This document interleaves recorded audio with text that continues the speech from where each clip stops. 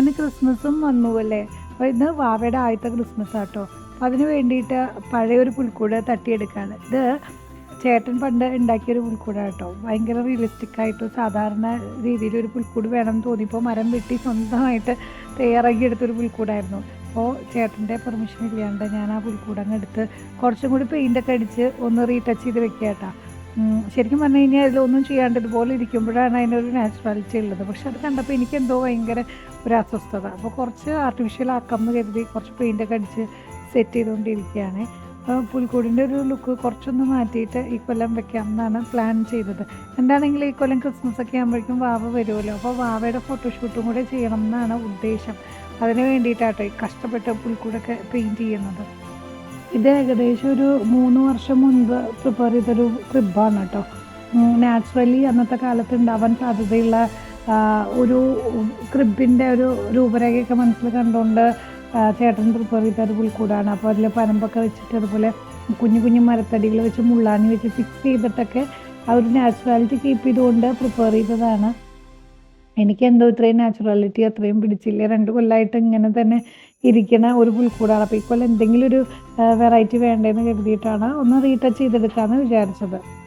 മൊത്തത്തിൽ ഞാൻ ഈ പെയിൻറ്റിംഗ് ഒക്കെ ചെയ്യണത് നവംബറിലാണ് കേട്ടോ. നവംബറിൽ തന്നെ നമ്മൾ പുൽക്കൂട് നമ്മൾ സെറ്റ് ചെയ്ത് വെച്ചിട്ടുണ്ടായിരുന്നു. ഡിസംബർ ആകുമ്പോൾ എന്താണെങ്കിലും വാവ വന്നു കഴിഞ്ഞാൽ വാവയുടെ കൂടെ ക്രിസ്മസിന് ഫോട്ടോഷൂട്ട് ചെയ്യണം എന്ന് വിചാരിച്ചിട്ടാണ് നവംബറിൽ തന്നെ ഈ ഒരു പെയിൻറ്റിങ്ങും കലാപരിപാടികളൊക്കെ ചെയ്ത് വെച്ചത്.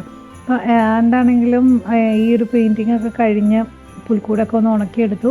അതിനുശേഷം പുൽക്കൂട്ടിൽ ഓരോരോ രൂപങ്ങളായിട്ട് ഫിക്സ് ചെയ്യാമെന്ന് വിചാരിച്ചിട്ടോ. കഴിഞ്ഞ കൊല്ലം വാങ്ങിച്ച രൂപങ്ങളാട്ടോ ഇതൊക്കെ.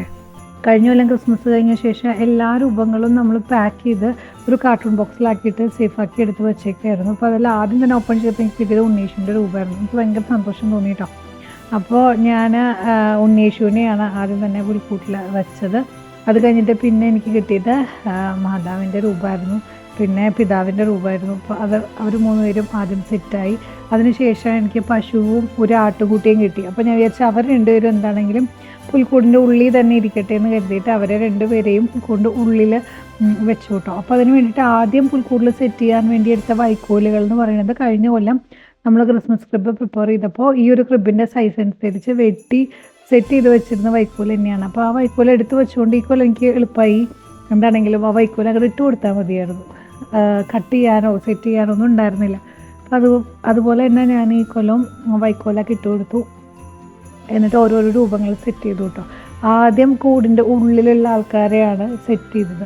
അതിനുശേഷം പുൽക്കൂട് കൊണ്ടുവച്ച് അതിൽ ബാക്കിയുള്ള ആളുകൾ ഉണ്ണീഷുവിനെ കാണാനായിട്ട് വന്നിട്ടുള്ള രാജാക്കന്മാരും ആട്ടിടയന്മാരും എല്ലാവരെയും പിന്നീട് വെച്ച് ഒന്ന് സെറ്റ് ചെയ്ത് കൊടുത്തു കേട്ടോ. അങ്ങനെ വരിയായിട്ട് എല്ലാവരും ഉണ്ണീഷുവിനെ കാണാനായിട്ട് എത്തിയിട്ടുണ്ട്. നമ്മുടെ പുൽക്കൂട് ഇവിടെ സെറ്റായിട്ടുണ്ട്. ഇത് നവംബറിലേ തന്നെ പ്രിപ്പയർ ചെയ്ത് വെച്ചുകൊണ്ട് ഡിസംബർ ആകുമ്പോൾ ഫെയറി ലൈറ്റും സ്റ്റാറൊക്കെ ഇതിൽ തൂക്കാമെന്നാണ് വിചാരിച്ചത്. പക്ഷേ ഡിസംബറിലെ ഡെലിവറിയുടെ ടൈം ആയതുകൊണ്ട് തന്നെ സ്റ്റാർ തൂക്കാനോ ഫെയറി ലൈറ്റ് ഇടാനൊന്നും ടൈം കിട്ടിയില്ല. അപ്പോൾ അതുകൊണ്ട് നമ്മുടെ ഒരു ഇൻകംപ്ലീറ്റ്നെസ് ഉണ്ട് നമ്മുടെ ഒരു ക്രിബിന്.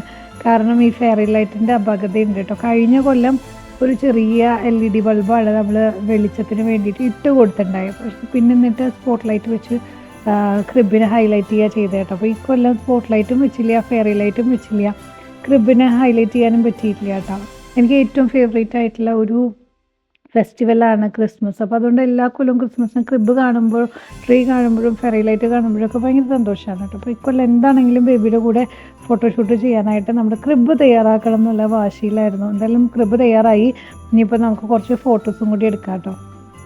അപ്പോൾ അതിന് വേണ്ടിയിട്ട് കുട്ടിക്ക് നമ്മൾ ചെറിയൊരു കുട്ടി സൺഡേയുടെ ഡ്രസ്സൊക്കെ മേടിച്ചിട്ടുണ്ട്. അപ്പോൾ ആ ഡ്രസ്സൊക്കെ ഇട്ടിട്ട് നമ്മളൊരു 3-4 ഫോട്ടോസൊക്കെ എടുത്തിട്ടുണ്ടായിരുന്നു. പിന്നെ ഒരു 1-2 വീഡിയോസ് എടുത്തിട്ടുണ്ടായിരുന്നു. എല്ലാം ബേബി ഭയങ്കര ഹാപ്പിയാണ്. അപ്പോൾ നമ്മളും ഭയങ്കര ഹാപ്പിയാണ്. ഇതൊക്കെ ഓർമ്മയാണല്ലോ. ഫസ്റ്റ് ക്രിസ്മസ് എന്ന് പറയുമ്പോൾ നമുക്ക് എന്നും ഓർത്ത് വയ്ക്കാനുള്ള ചെറിയ ഓർമ്മയും കൂടി ആയിട്ട് ഈ ക്രിസ്മസ് മാറി. വീഡിയോ എഡിറ്റിങ്ങൊക്കെ കഴിഞ്ഞ് വന്നപ്പോഴേക്കും ക്രിസ്മസ് കഴിഞ്ഞ് 2-3 ദിവസമായെന്ന് മാത്രം. എന്താണെങ്കിലും കുറച്ച് വൈകിപ്പോയി.